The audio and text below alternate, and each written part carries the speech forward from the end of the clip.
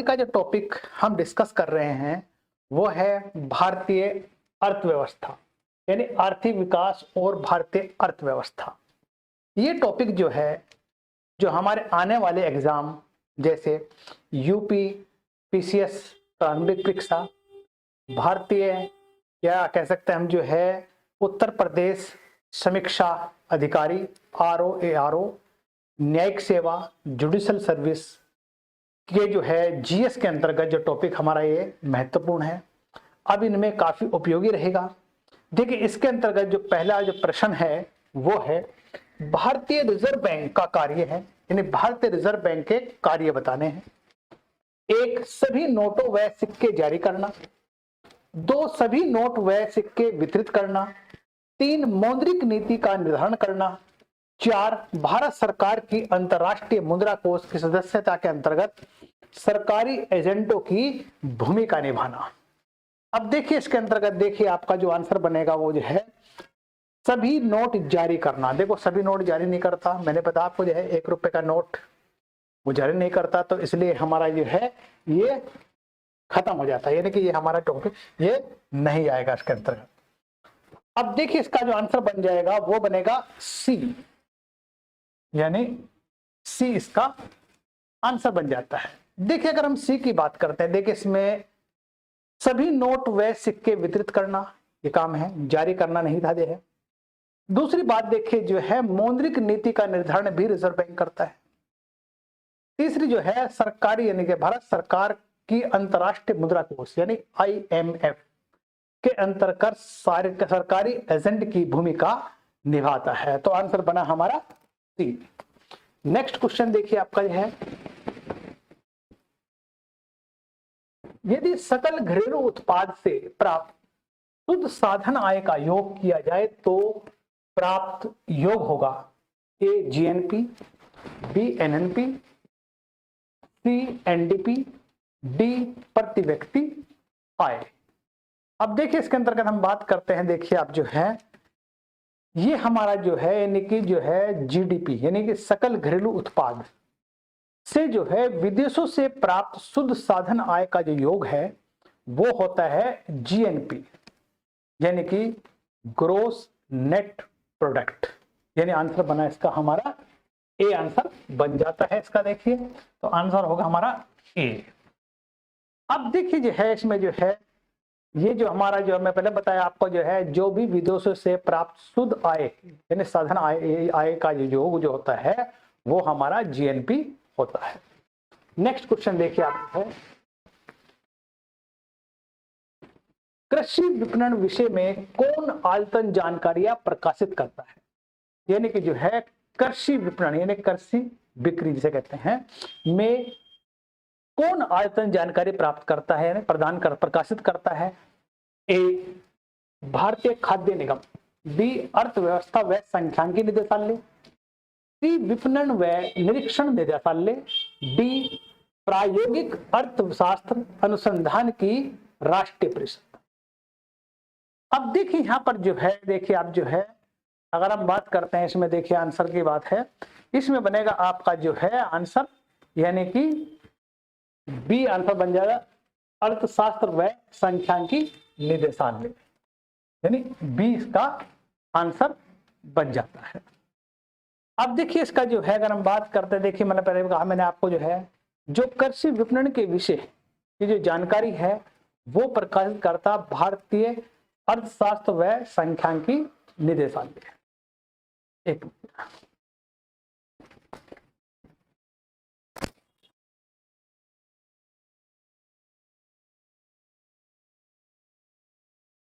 देखिए next question देखिए आपका जो है, संयुक्त क्षेत्र निर्माण करने की मूलभूत कारण था, यानी कि संयुक्त क्षेत्र निर्माण करने का मूलभूत कारण था। ए, सार्वजनिक क्षेत्र में निजी क्षेत्र की प्रबंध योग्यता का उपयोग करना। बी, बड़े व्यापारिक घरानों की अनियंत्रित रूप से बढ़े हुए धन का संकेंद्रण कर रोकना। सी, संयुक्त वेंचरों को विदेशों में सुसाध्य बनाना। डी, उपरोक्त सभी को प्राप्त करना। अब देखिए मतलब जो है हम यहाँ पर जो है संयुक्त क्षेत्र निर्माण करने का जो मूलभूत कारण क्या था, जॉइंट वेंचर का क्या मतलब था इसमें देखिए आप जो है, देखिए इसमें जो है आंसर जो बनता है, मतलब देखिए बड़े व्यापारिक घराने को अनियंत्रित रूप से बढ़े हुए धन को संकेंद्रण को रोकना था। यानी बड़े बड़े घर जो है धन को इकट्ठा कर लेते थे, उसको रोकने के लिए क्या किया था, मतलब यह है जॉइंट वेंचर या क्या कह सकते हम जो है संयुक्त क्षेत्र की निर्माण करने की मूलभूत कारण था। तो आंसर बना हमारा इसमें, वो बना है हमारा बी आंसर, ये बी आंसर बन जाता है। नेक्स्ट देखिए वित्तीय घाटे का अर्थ, देखिए वित्तीय घाटे जिसे कहते हैं डेफिसिट फाइनेंस। वित्तीय घाटे का अर्थ है कुल प्राप्तियां माइनस कुल खर्चा, कुल प्राप्तियां माइनस विदेशी ऋण पर ब्याज का भुगतान, राजस्व प्राप्तियां माइनस खर्चे, यानी कि राजस्व प्राप्तियां माइनस सरकारी रक्षा खर्च। अब देखिए मतलब जो है डेफिसिट फाइनेंस का मतलब देखिए मतलब घाटे की, यानी वित्तीय घाटे का जो अर्थ है उसमें देखिए आप जो है वो है जो कुल प्राप्तियां हैं उनमें से जो हमारा खर्च हुआ है, कुल खर्चा घटा देते हैं तो हमें वित्तीय घाटा मिल जाता है। यानी एक तरह समझिए हमारा जब हमारी कुल प्राप्तियां कम होती हैं और कुल खर्चे ज्यादा हो जाते हैं, तो जो खर्चे ज्यादा हुए हैं तो ये समझिए वो हमारा वित्तीय घाटा होता है, यानी कि उसको वित्तीय घाटा कहते हैं। अब इसलिए इसका आंसर बन जाता है हमारा ए, यानी कुल प्राप्तियां माइनस कुल खर्चे, आंसर बन गया हमारा ए। नेक्स्ट देखिए आप जो है, अब इसमें मिलान करना है, मिलित करना है इसको अंतर्गत देखिए आप जो है, अब मिलान के अंतर्गत देखिए आप जो है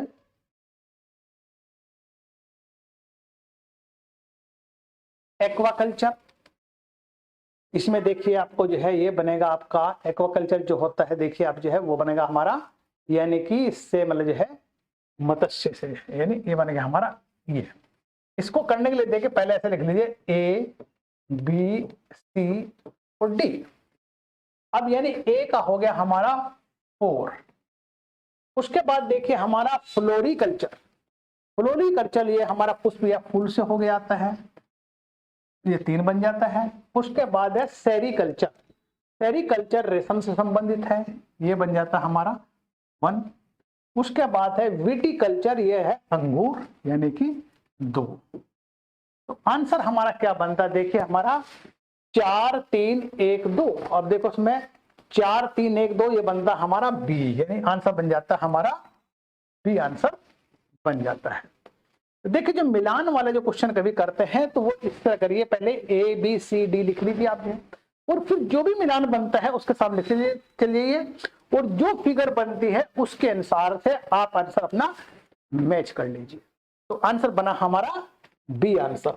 नेक्स्ट क्वेश्चन देखिए आपका, समाज में धन के वितरण की असमानता को कम करने में कौन सा कर सहायक होता है।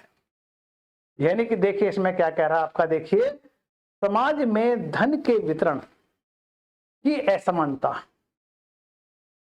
को कम करने के लिए कौन सा कर सहायक होता है। अब देखिए इसमें देखिए आप जो है ए अनुपातिक कर, बी प्रगतिशील कर, सी प्रतिगामी कर, डी ये सब। अब देखिए जो है मतलब जो है धन की असमानता को कम करने के लिए जो है ये हमारा से अनुपातिक कर सहायक होता है, यानी आंसर बना हमारा ए। तो आंसर हमारा ए हो जाता है। नेक्स्ट,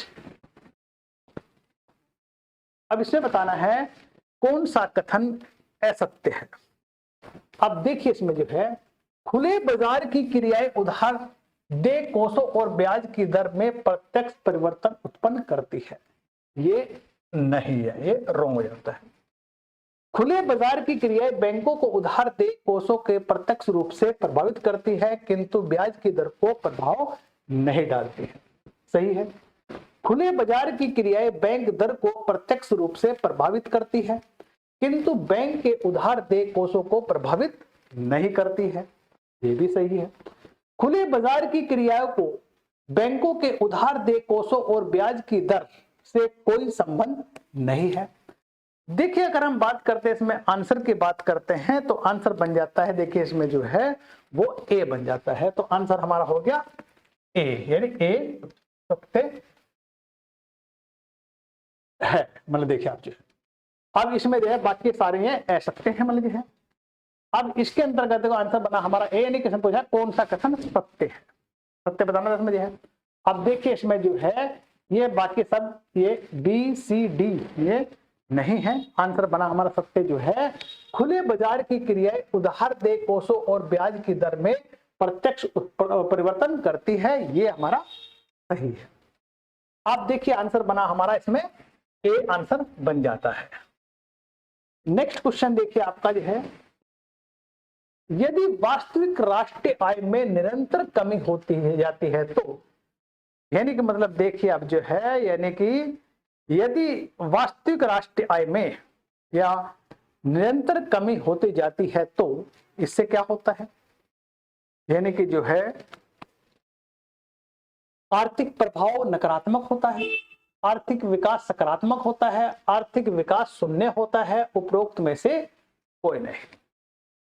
अब देखिए इसमें क्या कहते हैं कि यदि वास्तविक राष्ट्रीय आय में निरंतर कमी होती जाती है तो, अब इसमें देखिए आर्थिक विकास नकारात्मक होता है, नेगेटिव होता है, तो आंसर बन गया हमारा ए। नेक्स्ट क्वेश्चन देखिए, भुगतान संतुलन यानी बैलेंस ऑफ पेमेंट क्या है, देखिए यह अब भुगतान संतुलन या बैलेंस ऑफ पेमेंट केवल अनुकूल फेवरेबल होता है, केवल प्रतिकूल एडवर्स होता है, अनुकूल व प्रतिकूल दोनों में से कोई भी हो सकता है, डी उपरोक्त में से कोई नहीं। अब देखिए इसके जो आंसर है देखिए आपके जो है वो बनेगा इसमें से जो है बैलेंस ऑफ पेमेंट जो है वो अनुकूल प्रतिकूल दोनों में कोई भी हो सकता है। तो आंसर बना हमारा वो बन जाता है C answer, C answer. Next question देखिए आप जो है, भारतीय आयोजन की उपलब्धि में शामिल होने योग्य है, यानी कि भारतीय आयोजन की उपलब्धियों में शामिल होने योग्य है। ए मजबूत अधोसंरचना का विकास, निर्यात व उद्योग का विविधीकरण, 3 राष्ट्रीय आय में उच्च वृद्धि, 4 कीमतों पर कठोर नियंत्रण। अब देखिए पूछ रहा है इसमें देखिए आपका जो है वो है यानी कि भारतीय योजना या इंडियन प्लानिंग की बात कर रहे हैं कि उपलब्धियों में शामिल होने योग्य है। अब इसमें देखिए आपका जो है मजबूत अधोसंरचना का विकास बिल्कुल सही है, इंफ्रास्ट्रक्चर की बात करते हैं। उसके बाद देखिए हमारा देखिए है निर्यात व उद्योग का विविधीकरण, ये भी सही है। राष्ट्रीय आय में उच्च वृद्धि ये नहीं हो सकती जो है। कीमतों का कठोर नियंत्रण, यानी समझिएगा एक तरह से इसका आंसर बनता है हमारा मजबूत संरचना भी है, राष्ट्र यानी कि निर्यात उद्योग ये भी ठीक है, और कीमतों में नियंत्रण है। ये राष्ट्रीय आय उच्च वृद्धि ये नहीं है। आंसर का देखिए बन जाता है 1 2 4, यानी आंसर बन जाता है सी। तो आंसर बन गया इसका हमारा सी आंसर। नेक्स्ट क्वेश्चन देखिए है, बौद्धिक संपदा अधिकार से संबंधित व्यापार पहलू ट्रिप्स तथा व्यापार से संबंधित निवेश उपाय ट्रिप्स निम्नलिखित में से किससे संबंधित है। देखिए इसमें जो है हमारा जो है कमेटी का बताना है, में किसने जो प्रस्ताव दिया था यह बौद्धिक संपदा के अधिकार से संबंधित व्यापार पहलू ट्रिप्स तथा व्यापार से संबंधित निवेश उपाय ट्रिप्स निम्नलिखित संबंधित है।